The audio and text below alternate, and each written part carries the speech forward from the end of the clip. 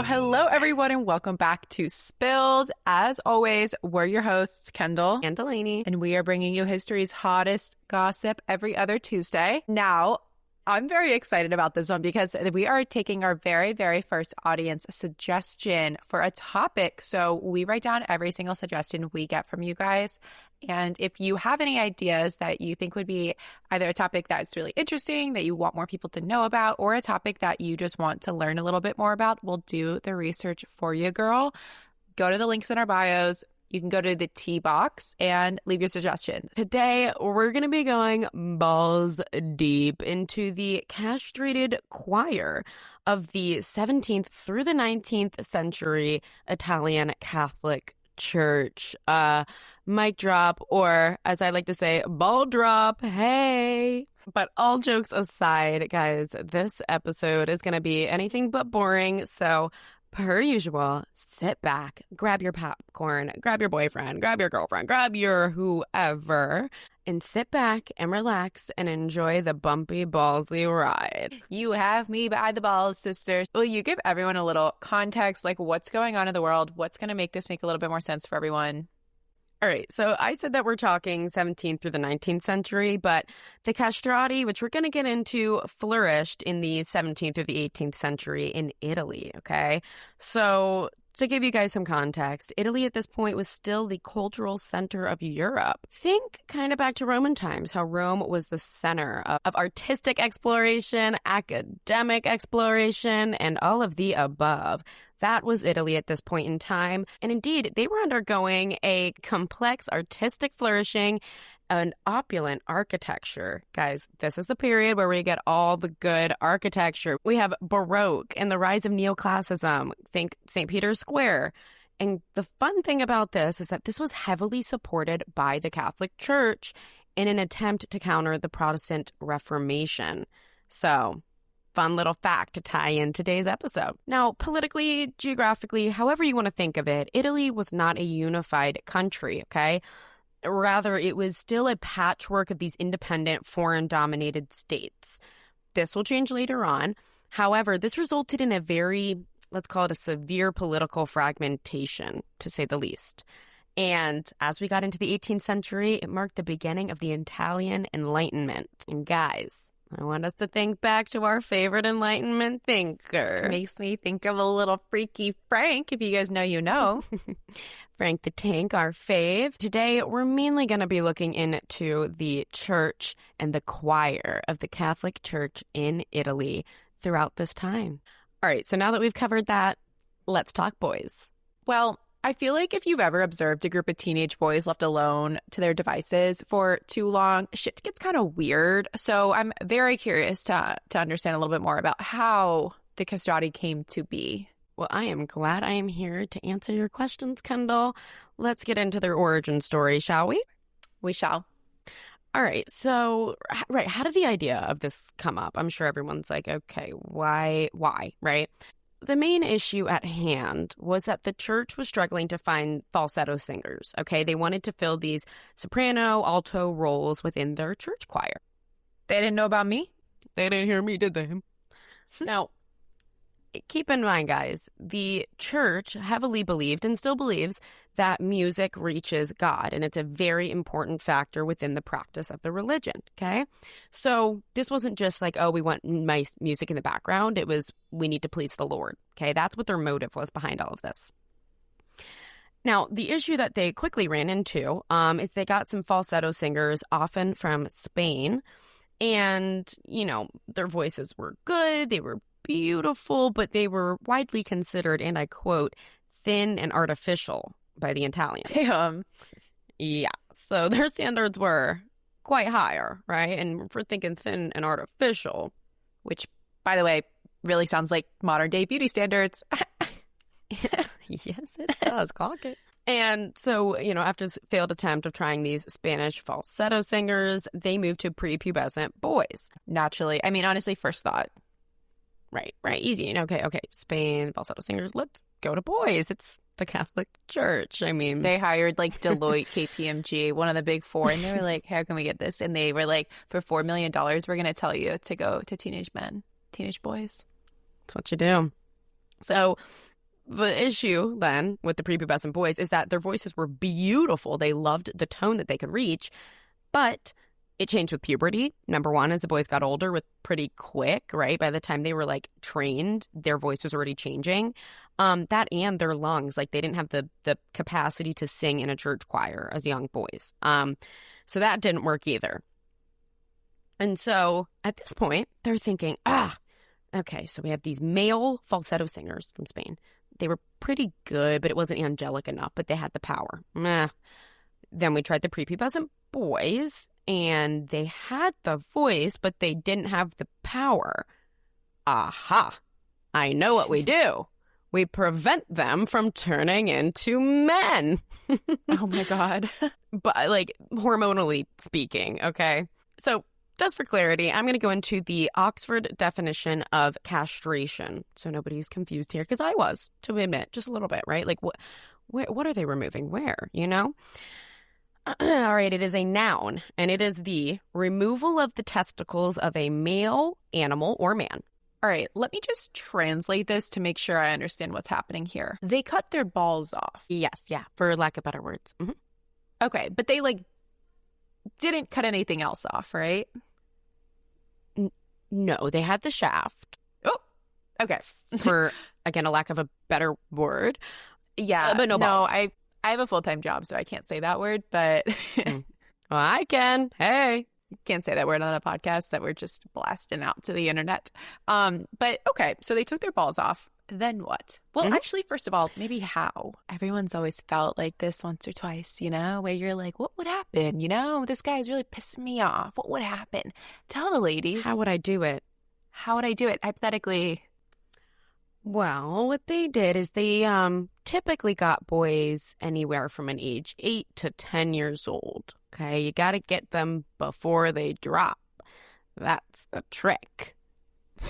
Now, these poor boys weren't just, you know, awake, you know, watching their quote-unquote manhood be removed. They were put into, fret not, guys, no child abuse here. They put them into an opium-induced coma. Sounds fantastic. Perfect experience for this young child. Now, the best part is post-operation, and I'm not talking weeks, days post, I'm talking right after removal. They would be submerged in an ice bath or a milk bath to dull the pain. And this was also a form of treatment post-recovery. Do not let the Instagram biohackers hear about milk baths. We've heard the ice baths. Like, please, we don't need milk baths. So everyone should calm down. I feel like Jake Paul already did it at some point. So 100%. Now, there were a couple different techniques. Typically, it was for my medical friends out there, they would start by severing the vas deferens. Next, they would twist the testicles. Men, maybe cover your ears. This one's a little rough. They would twist the testicles until they atrophied, and then they would surgically remove this. Now, apparently, a full removal was less common, meaning full? Sometimes both. So sometimes they would leave one. So in some cases, and a pretty unique one that we'll get into in this episode, of a man who had 3 testes and only had 2 removed. So there were some instances where they didn't take both, but most of the times they did. And so the recovery time for an operation like this was right around 2 weeks, as we have that noted. This is an insane amount of research that Delaney's done that we know the recovery time for this procedure. Well, we know that, Kendall, and the risk of death. First leading risk of death was narcotic overdoses. At number 2, we have carotid compression. And at number 3, we have infection. Bear, those milk baths aren't always sanitary. It should also be noted that sometimes these boys, opium processes very differently with people, body weight, ages, etc. And a lot of times we have accounts of them passing out and or almost passing away from shock, which is very, very real. And I'd imagine if you were getting your balls twisted and cut off, that would probably send the average male into definitely a heightened state of shock. So I've passed out from shock pain before. I passed out of my bikini wax. Really? Yeah. The streets killed me. Damn. I mean, we've all seen a man get hit in the balls at some point, and even that looks like they are near their deathbed. So, like, I really can't imagine them literally twisting them and then them atrophying and cutting them off. Like, with, yeah, opioids are, they probably pretty strong, but like still, woof. Woof indeed. And the funny thing is they kind of had the Romans to blame, as most things in history do. All roads lead to Rome. Yeah, exactly. Now, it wasn't directly tied to the Romans. They weren't the first to castrate people, and they clearly weren't the last. However, we do have some accounts of them mutilating male slaves for a variety of reasons. And one of these, and by mutilating, we mean, in a lot of senses, castrating them. And one of these purposes included singing. So we don't have records that 100% prove that they knew what they were doing, you know, like kind of like the whole thinking that the Catholic Church had at this point in time and saying, okay, we need falsetto singers. And another point that's important to bring up about the Catholic Church at this point in time is that women were excluded from all church choirs, okay? And I'm going to read you a quote from Corinthians. Let your woman keep silence in the churches, for it is not permitted unto them to speak. It's crazy that they would rather chop off their balls than just let the women sing. That is, I think, would you rather? True sentence. Right. Would you rather let a woman sing in the church, or would you rather castrate men and have them sing for you? And I think it's better. Insane. Mind you, to achieve essentially female octaves. Like, that's the hilarious part, guys. They were in dire need of these falsetto singers. Newsflash, women can hit those octaves. Normally men post-puberty cannot. But no, they chose the Catholic route. We're going to prove it right now, too. Delaney, hit it. Bro, hit what? Hit it. The note, obviously, as high as you can. Whistle note. Okay, wait. I'll do the Mariah Carey. Yeah. We're so sorry. We're so sorry if you're wearing AirPods. Your turn. I think I'm silent. Anyway. Girl, you know what? You might be proving I'm right. I'm not sure if we should be allowed in a church choir after this one. Damn. So we've got the Romans to thank. I mean, funny enough, the Roman male chauvinism kind of like explicitly states that only a man with testes or normal testes could be a witness. And essentially this meant that you had to be a man to testify within the church, you know, hand on Bible type of thing. You could not be a woman in order to do that. And the best part of this all, God damn it, those Romans, they always originate things. The very word testes means witness. Fun fact. So if you don't got them, you can't be one. That's what I'm going to say to a cop next time they ask. Officer, I was not at the scene. I do not have testicles, sir. I cannot be a witness. And in fact, according to Roman law, I could not be a witness. This might sound like a silly question, but I'm sure we're all thinking it. Was this allowed? Was this legal? Funny enough, castration was technically forbidden by the church. And yet, oh God, I hate to bash on them, but pretty typical. The Vatican employed Castrati in the Sistine Chapel because they provided the sounds that the officials, and in their terminology, God, wanted. So, it was illegal. However, they loved having those boys sing in their choir, so they were not going to stop it there. The Catholic Church and little boys just will never beat the allegations, will they? No, especially when it comes to balls. Now, aside from the Catholic Church, it might come to your surprise that their parents were also very large supporters of this. As you can imagine, these boys weren't running and signing up for these appointments on their own. These appointments, mind you, were also extremely dangerous because any surgeon performing one was breaking the law and therefore was legally punishable. However, they were very much protected. For example, some of our doctors, Bologna, Lesi and Noricia became known as the top surgeons for performing the castration, and they were called Maestro de Castrati. Essentially, they were the top of the top surgeons to castrate you. Try typing that into ZocDoc. So what are the parents thinking? Like, they're marching their kids to this. Why? Mm-hmm. In most of these cases, the motive was money. So keep in mind, guys, we're thinking 17th, 18th century Italy. Italian families were traditionally very, very large, okay?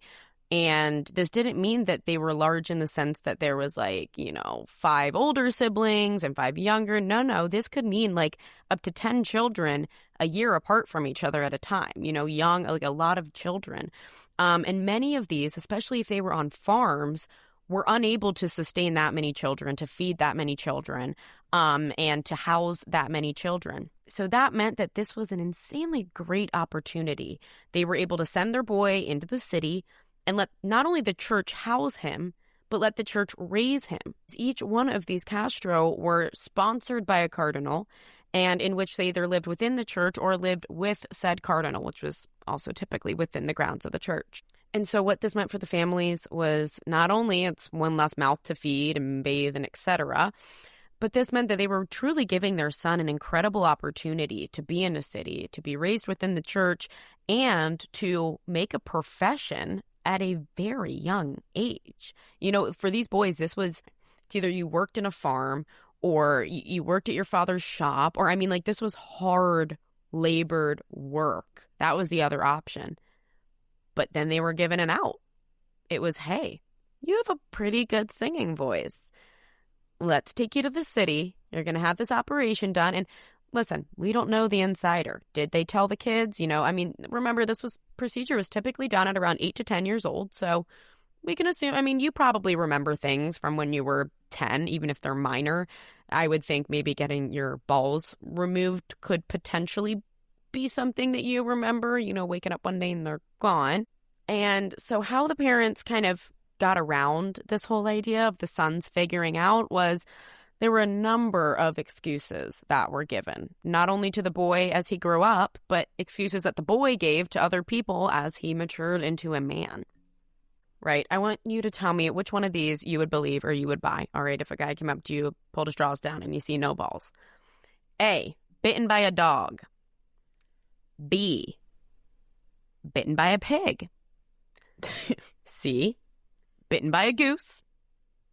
Or D, fallen from a horse that has resulted in the falling off of your testicles, because that one makes sense. I want goose so bad. Honestly, goose. Geese are terrifying. They're so aggressive that's the one I would buy. If a guy was actually a gaggle, I think they're called, or flock of geese attacked me and they took my nuts, I would believe it. I would, a pig, I don't know about that one. I feel like the visual, though, is they have the right clamp beak for this. Mm-hmm. Right? First of all, they're kind of crotch high. There might even be, it's like a speculum. Yeah, they might have to dip even lower, because I'm thinking, how tall really is a 10-year-old boy? And geese can get kind of big. So I'm thinking they're kind of down there. They're in there, and they're I was thinking I feel an upward angle. Yeah, right. Well, no, maybe down though, because how tall is a goose really? They might be kind of eye to balls. Who knows? Beak to balls. That's how I prefer it. Anyway. Hey, reel it in. I thought you said you had a job.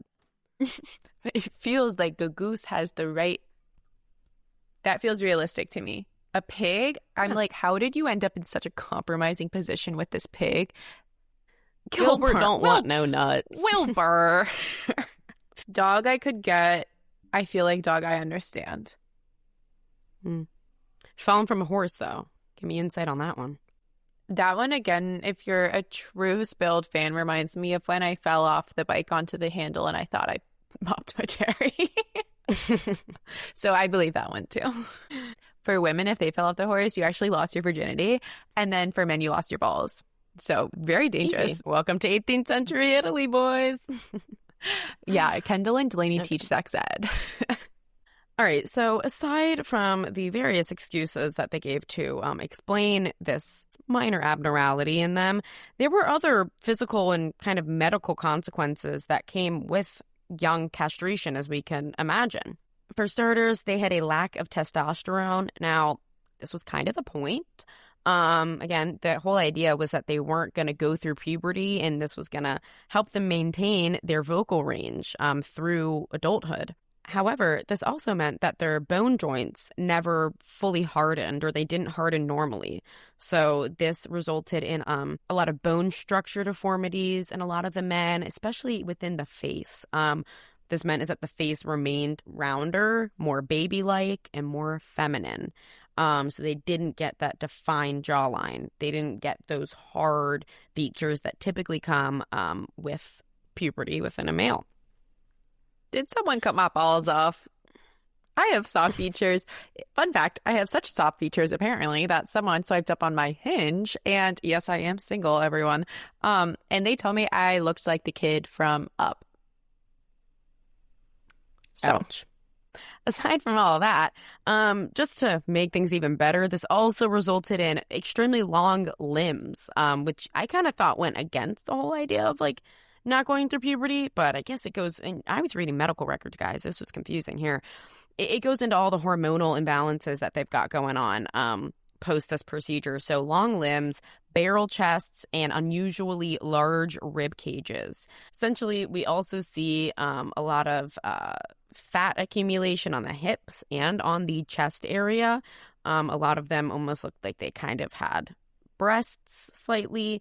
They definitely had more junk in the trunk. A lot of what we can consider more traditionally feminine features. On the plus side, due to this procedure of castration, this gained them an extremely high range and honestly extraordinary lung power. You can look up videos and you can see one of the last recorded videos, and they're able to hold notes for well over a minute. Some even ranged across 4 octaves. So if you're into music, this is reaching up to even to A or up to even E. And like that's talking kind of whistle tones. Or some of them, I believe Farianelli, when we'll talk about him later, he could reach above a high C in full voice. Now, correct me if I'm wrong. It might have been one of the other ones. But regardless, the range that this gave them was kind of unworldly.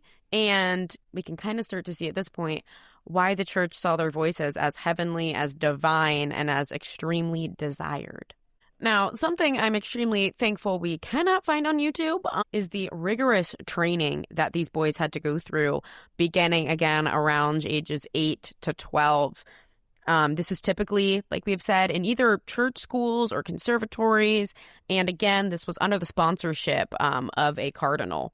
Now, this training typically lasted anywhere from 8 to 10 years. 8 to 10 years. That is wow. That is a long time, right? And at this point in the beginning, they were training under masters such as Nicola Porpora, and I apologize for the pronunciation. I did take Italian, however, this is Bernacci and Pistocchi. Hey. And actually, the first 2 Castros that we have going into this schooling and process and into the choir eventually were Pietro Paolo Forligato, as well as Girolamo, in around 1599. Now, while these boys worked under these musical masters, they were undergoing a extremely intense practice regimen. I'm talking 8 to 10 hours of singing practice daily. Damn. Singing daily, yeah, 10 hour daily. Yeah, damn. They were training in solfeggio, which is kind of a keyboard theory, music theory. I'm going to need one of our fun music people to come in and explain that one in a comment section to me, because it's not my job. On top of the obvious, classical music training, they also underwent very strict physical training on their breath control and on their posture. As we noted in the beginning, one of the perks of this procedure was that their lung capacity, their rib cages were abnormally wide, and they had an extremely large lung capacity, as well as could hit these high notes. So they kind of were the total package here. And so around the ages 15 or 18, after all this rigorous training, a musico, which would be a young Castro, would make their debut. They would make their debut to everybody. Like, it was their little coming out to the whole community. Shooting blinks, though. That's so gross. Sorry. Oh. But listen, if these boys were successful, then they would be sent on to perform on these tours, like very similar as you would think today when like A Star is Born. They would go on these performance tours across Italy. Some of them even reach the royal courts in Austria, Germany, and Poland. I do want to take this time to note, though, guys, this is going to be a shocker. I promise we don't hate the French here on this podcast, but god damn, the French were not fans of this. They never really are. So the French are once again excluded from this fun game that we had called castration, because they were busy chopping off heads, not balls. Speaking of that, we have a quote from one of the teachers of these young musico or Castro boys. And I quote, "The boy was not only a singer, but a student of music, of grammar, and of morals." And that was the big part there. Morals. Okay. These boys were really raised, not only religiously moral, but they were raised to be charming superstars. You'll see later on, women swoon over them. Now, some are disgusted, but most are intrigued and infatuated. And the records we have very much speak of their morals and of their demeanor and of the way that they held themselves in an incredibly charming way. So this was all part of their schooling as well on how to be a proper performer and a proper castrati. Now, Kendall, like you, many, many, many people at this time were wondering the same exact thing. Were they fucking? Can they even? And I'm going to point you guys to the Tenducci affair, which is the quite scandalous story for the Castrati and their history. This feels like we're spilling the tea. Let's hear it. All right. I'm going to set the scene. Castro Giesto Fernando Tenducci fell in love with Dora Manusel in Limerick. Her family objected, but they eloped anyway. Tenducci is jailed, but he's later released. Casanova, a side character, reports meeting the couple 3 years later on a continent, noting that they at this point have 2 children. Children, they say. His balls were removed. Heresy, I say. No, Tenducci says. He claims he originally had 3 testes, and that only 2 were removed.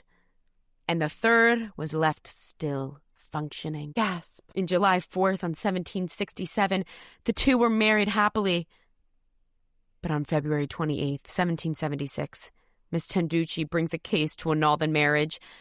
The judge declares it void from the beginning, mentioning nothing of the offspring. Ugh. And their story ends there. I give you the Tenducci affair. Oh my goodness, how dramatic. Dramatic indeed. But you know what's a little more dramatic? A poem written about one of our Castro men and his ability to, let's just say, satisfy a woman. I'll just read the poem for you guys. Okay, you ready? Let's go. Thou common laughing stock, thou standing jest, thou art but a living dildo at best. The happy courtesan explains, the women know that safe with thee they may remain, enjoy love's pleasures, yet avoid the pain. This, by experience, know the prudes full well, who are always virtuous, if they never swell. Eunuchs can give uninterrupted joys, without the shameful curse of girls and boys. The violated prude her shape retains, a vestal in the public eye remains, whose power to please expires so very fast, they find too soon the happy moment past, while senecio stands it to last. Oh my God. Now, Mm-hmm. Let me just translate what I heard from that. Oh, first of all, I don't think I knew the word dildo dated back that far. So, fantastic, albeit a translation. But wow, that really painted the visual, huh? Oh my God. First of all, insane.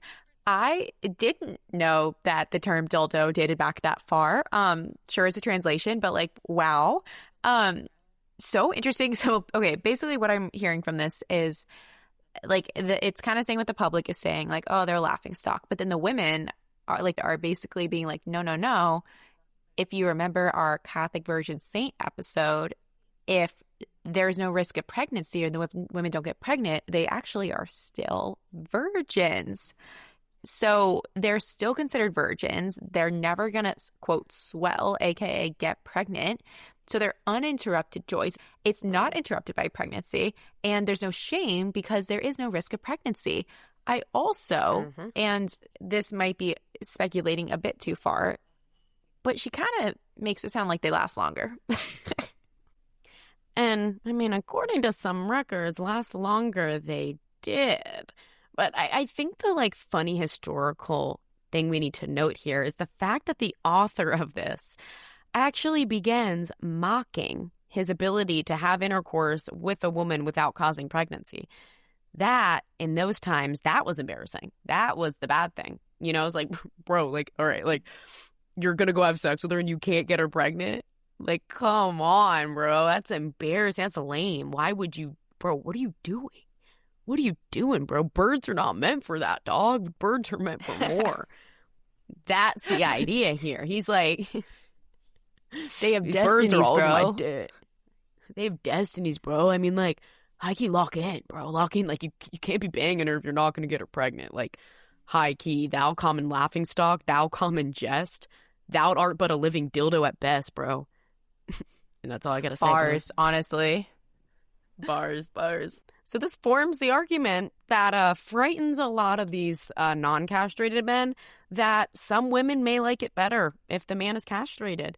And this kind of begins to spread around on top of the fact that although I've noted they had some physical deformities. I hate to use that word, but that's what they medically say.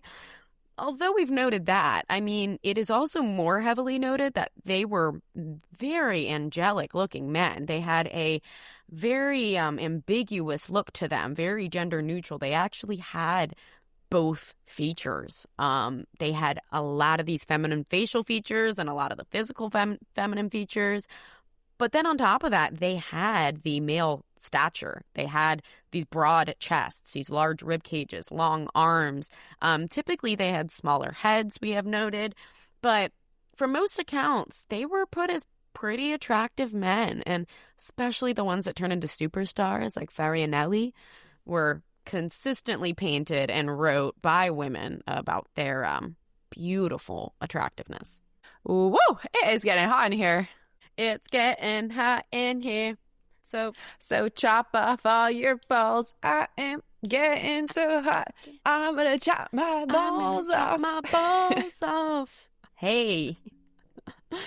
We have a jingle for every episode now. Now, indeed, Kendall, it's getting hot. I mean, the castrati were actually sexualized in both a sacred and profane contexts. I also want to draw a little relation here for thinking that at first these are kind of like young boys, but then they grow into men, they grow into these superstars, and there's this kind of weird erotic sexual kind of obsession with them. Kind of sounds like something we've seen before. No, it's totally making me think of like boy bands, honestly. Like you see it, the Jackson 5, you see One Direction, you see the Jonas Brothers. Justin Bieber is like such a prime example of like, he has like lightly spoken out on how weirdly fetishized he was as a young boy with, mind you, that prepubescent falsetto sound. It's like people are obsessed. It's very strange. And by the time like most of those boy bands or individual singers within their careers like reach puberty, note how most, if not all of their careers fell off for a period of time. till they like went and started their own career. I mean, think Jonas Brothers are coming back now. So excited about that. But they were gone for a minute. Justin Bieber, he took a few breaks in between. Jackson 5. Michael Jackson was kind of the only one to make it out of there post-puberty. So there's definitely a connection to be made here about the way our world and societies seem to view small boys with talents. Yeah, there's this interesting kind of dichotomy too of like, oh, no, like repulsive, but then also like it seemed like secretly erotic, which I feel like all my Catholics out there, this like Catholic guilt and suppression and repression of like sexual experiences like makes the more unattainable experiences like even more desirable. And then that's just where shit gets weird, to put it simply. Yeah, and shit did get weird because, I mean, now I found this one quote and it's on a credible site. However, I cannot find a direct sourced reference to this to prove it. However, I am going to note it in today's episode because, again, a very credible source has cited this, that we also know that noblemen occasionally took castrati as lovers. It's a big one. It's one we typically don't have evidence for. You know, we typically don't have evidence for those kinds of stories. Womp womp. You know, the noblemen covered that one up. Hate to break it to you, they're bashful. Well, I also feel like what's very interesting is like it's they were so sexualized, but it wasn't in a masculine sense, right? Like I feel like typically when you think even about like masculine figures in history that are super sexualized, it's like the body of a Greek god. Like they're very masculine, virile people. These were not. They were sexualized for their like prepubescence and or their kind of feminine features. I actually just read a book that was talking about this experience of a Japanese woman in going to an all-girls school, and she had the most masculine features of her class. And so she had a kind of similar experience where like there was this prohibited attraction by a lot of her classmates because she kind of represented this like the closest they could get to a man. And it's very interesting, and I feel like it opens up a lot of like gender discourse. And we talked about this in the last episode with the opposite direction, right? Like how are female traits taken away, add male traits on top of them, and they represent something so masculine. Well, and all kind of just goes back to this like discourse and gender and sexual ambiguity. It's very interesting how this keeps popping up through history. And like we are not setting even out to have all these episodes have the same undertones, but like history repeats itself. That's why we're so interested in sharing it with you guys, is like knowing all of these little stories through history allows you to view the modern world with so much more depth because like nothing changes. Yeah, good point, Kay. Like, we also need to keep in mind, guys, this was, 17th, 18th century Italy. And so people had a lot of questions and people had a lot of assumptions. We even see flyers coming around about Farinelli, again, one of the most famous Castros to date, and rumors of him being pregnant. People are conspiring like, wait, could he get pregnant? Like, they didn't really fully understand things like this. I mean, keep in mind, like, a bit prior to this, they believed that women were made of different humors than men, and we were like sponge. We were made of dark and wet things so we could absorb like demons better, So anyway, things were pretty skewed at this point in time. And so it was pretty confusing for people to say, wait, so are you a man or are you a woman? And what we seem to find in society, what they kind of seem to accept them as, is a third gender. Like, they don't label them as that. Now, it's not to say everybody accepted them. They definitely didn't. A lot of people saw it disgusting and robust and extremely vile or displeasing to the Lord. However, they elevated the churches to a different level. And in that sense, they believed made them closer to God and therefore were pleasing God with this choice. Which a lot of people backed. And it was also something that, people were curious about, but at this point in time, they weren't really going to go up and necessarily ask these questions to these Castros or to the young musicos. So we see around like the late 1500s, they kind of get to spike in popularity. And further into this time, guys, the ladies were swooning. We have letters from the Dowager Duchess of Leeds writing to her son, and she like arranges for Farinelli to perform for a private concert for her.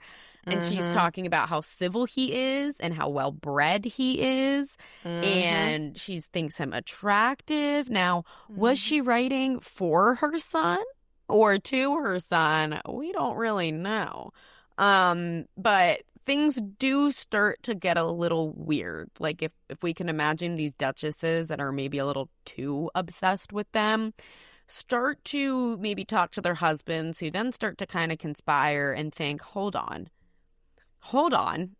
I don't really believe that they're having sex like normal, because they're not normal down there. And so, holy shit, are they committing sodomy? That is the argument that begins to take shape. And for fun fact, I actually had to Google sodomy before this. Oh, no. To find the aggressive definition of oral or anal intercourse. Huzzah. Of us didn't memorize all of Childish Gambino's lyrics in high school because you had a crush on someone that liked him. And it shows.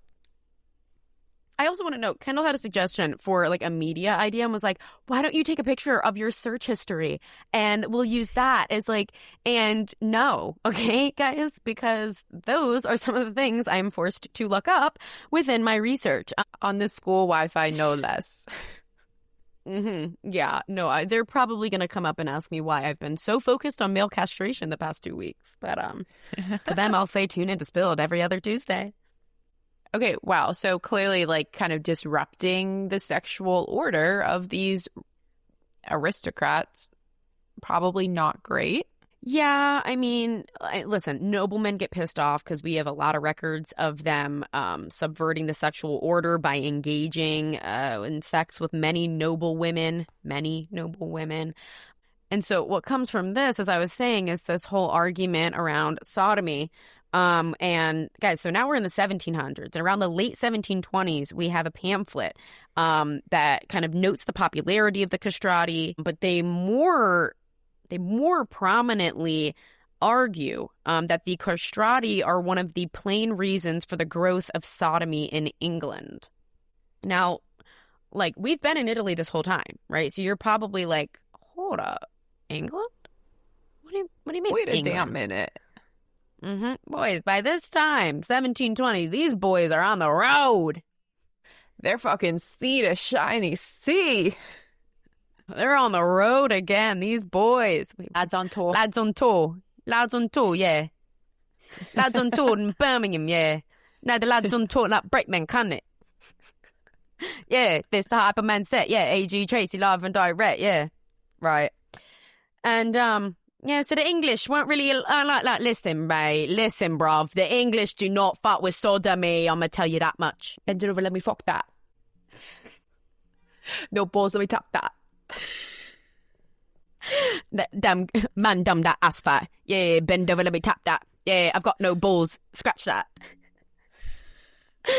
Yeah, some say pinch and roll. Pinch and roll, I ain't got no balls. Yeah, they've got to deal with that. Perfect. So yeah, this reaches England, and obviously, and as we know, the mandem, yeah, we don't fuck with sodomy.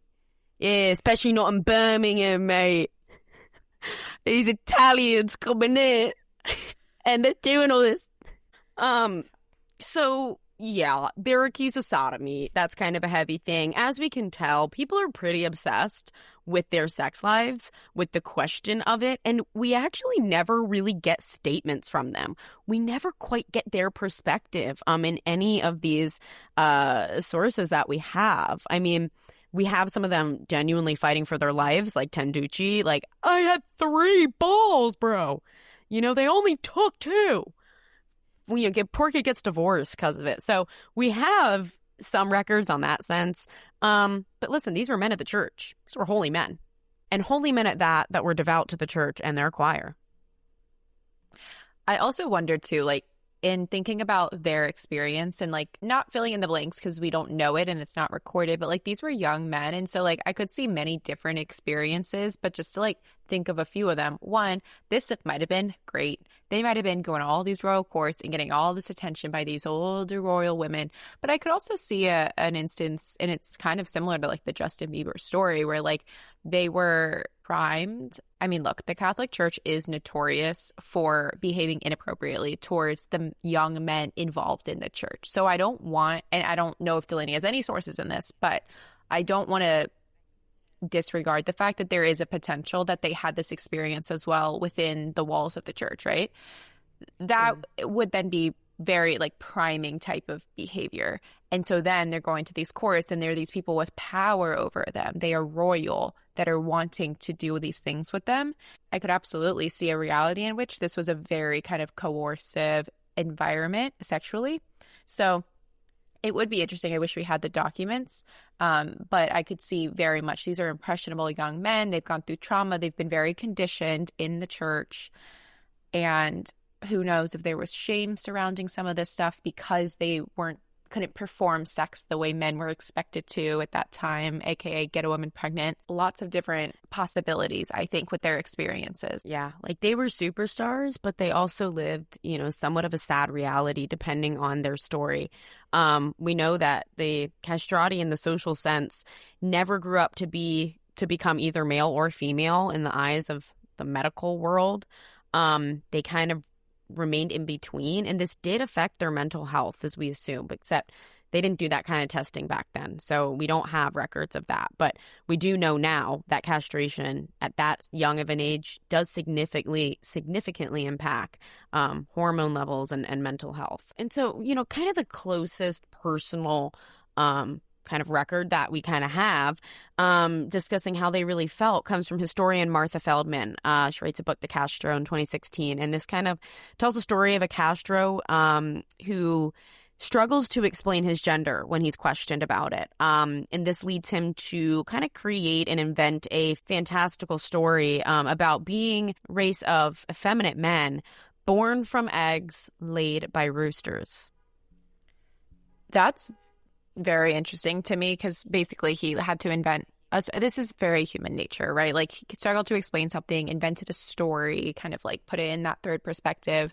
A race of effeminate men.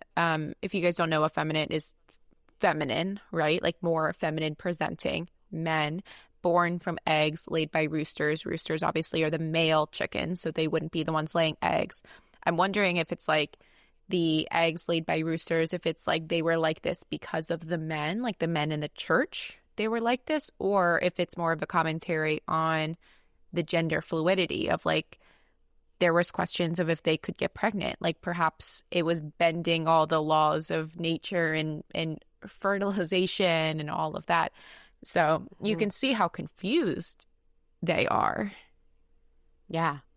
And like this is kind of the sad aspect of this history is like it's all shits and giggles till you really start to think like, damn, like what if that was me? Or like you realize like they were really young. They most likely didn't make this choice. And in most cases we know that they weren't the ones, again, walking to the church and going to these professionals to get the procedures done. So most likely a lot of coercion going on. And obviously, as Kendall was saying, there was just this opened them up to a lot of speculation and made them kind of potential subjects for especially sodomy. Like this whole argument, can they get pregnant? Okay, let's think where they got a few holes, and and so could that get you pregnant? As that, and so and how like embarrassing, and just like ridiculed you must feel as a like gendered man to have people saying, especially that one that they questioned was Farinelli, the most famous of them. It's a whole pamphlet. You can look it up. It's a pamphlet talking about a poem jokingly if he's pregnant or not. And the Castrati had their gender status, essentially forced upon them by this society who extremely valued them as performers, but at the expense of their worth as human beings. So they were used kind of in all senses. And we know, like, again, people loved them. People swooned over them. But just as easily, people criticized them. They ridiculed them. They bullied them. They made fun of them. And again, all of this was at the expense of a beautiful choir in a church, all because women weren't allowed. I would go so far as to say that so many child stars, or probably even just stars in general, celebrities in general, tasked with entertaining us at the expense of their own privacy, mental sanity, health, autonomy. I really feel like this would be a very relatable story to a lot of people in modern day. Thankfully, it does not still exist. It did, however, though, continue on a lot longer than one would think. We noted the Castrati dominance went up until about 1800. That's when it began to fall off. However, we have the last Castro, Moreschi. He was sent into retirement in 1912 by Pope Pius. And let's note, guys, the Titanic sunk in 1912.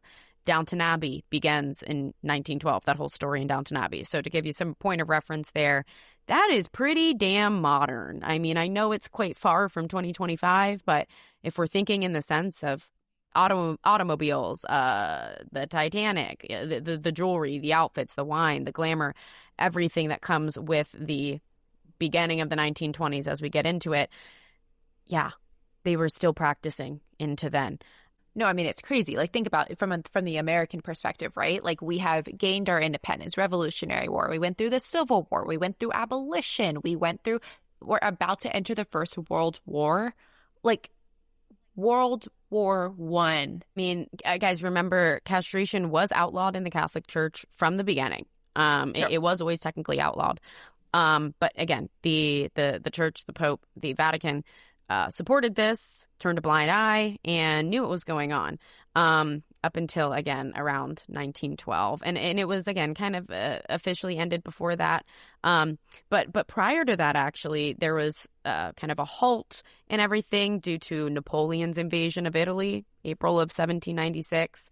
And we kind of saw it post that invasion of Italy linger into church choirs through the 19th century up until around 1912, which was kind of the official ending of the era. Wow. And I mean, look, I know we've done a lot of ball busting on this episode, but it really feels like they were around so long, like they truly must have left a legacy on music, I'm sure, the church, I'm sure, gender. Yeah. I mean, they were around for like over 200 years. Like, this practice was not short-lived. And they dominated the opera. That was a big, big thing that we should have noted earlier on. They absolutely dominated opera houses. They almost kind of were there during the creation of opera. And they often sang, and they pretty much all the time sang both the male and female roles. So there were certain castros within the choir that were better at some of those lower octaves, and they would take on the male parts, and then certain would take on the female roles. They were actors, they were performers. They became, in a sense, Europe's first kind of national, or like the first European celebrity superstars going on these tours, you know, this kind of boy band group. But in reality, it was a church choir.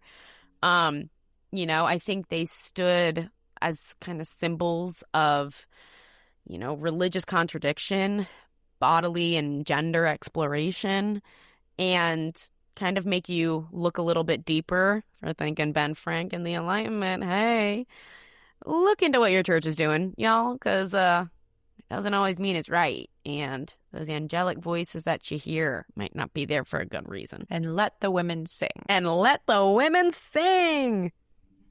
All of this could have been avoided. Wow. This has been maybe one of my favorite episodes so far. I also feel like I got some really great ideas for, you know, next time I'm wrong to buy a man, just know he'll be singing real high. Mm-hmm. It's almost Mariah Carey Christmas time, and they can hit the high notes if they fuck me over.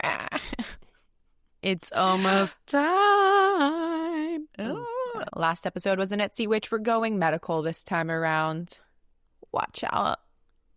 Okay, so before we wrap this up, Kendall, what is your dinner party takeaway for the Castrati boys? I think the fact that kind of blew my mind was that the origin of testes and how testes meant witness, and you were only allowed to be a witness if you had testicles. And so that is how we get testicles. That to me is just so interesting. I also, guys, I don't even think we've asked you this straight up, but like, please, please, please leave your dinner party takeaways in the comments. I love when you guys leave comments. I get push notifications to my phone and they go in the family group chat. I know a lot of you guys are curious what's going on in the Florence family group chat. We send just about everything.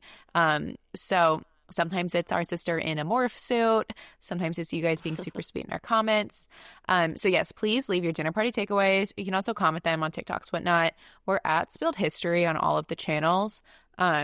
As always, don't forget to rate us and share. You guys, we heard a really cool story that this actually came up on someone's Spotify, like recommended. And you guys liking this podcast and rating it and sharing it is what is allowing it to be like pushed out to more people. So it really does help us, even if you're sending it to like your mom, and she'd probably enjoy it too. So thank you guys so much for listening. We will see you in 2 Tuesdays. As usual, love ya. Bye.